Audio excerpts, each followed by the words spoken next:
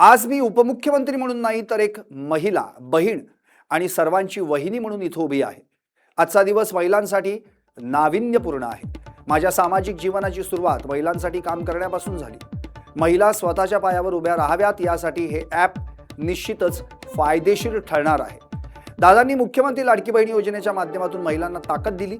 आता महिलांना उद्योजक बनवणं आणि तरुणांना कौशल्य आणि रोजगाराच्या संधी उपलब्ध करून देणं हे आपलं उद्दिष्ट आहे. हे ॲप महिला आणि तरुण उद्योजकांना मार्केट उपलब्ध करून देणार असून येत्या 2 ऑक्टोबर पासून या ॲपवरून खरेदी विक्री सुरू होणार आहे. या ॲपच्या माध्यमातून अनेक महिला उद्योजक बनतील आणि स्वावलंबी होतील असा विश्वास उपमुख्यमंत्री सुनेत्रा पवार यांनी व्यक्त केला.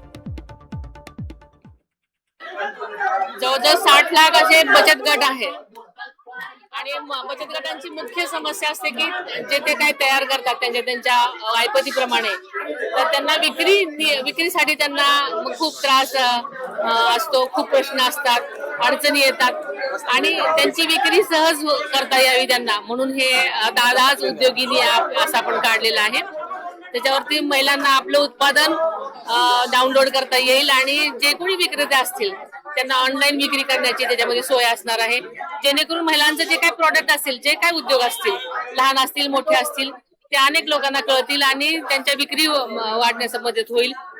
केवळ त्यामुळे त्यांचा उद्योग जो आहे तो वाढणार आहे आणि महिला सक्षम होणार आहेत शेवटी.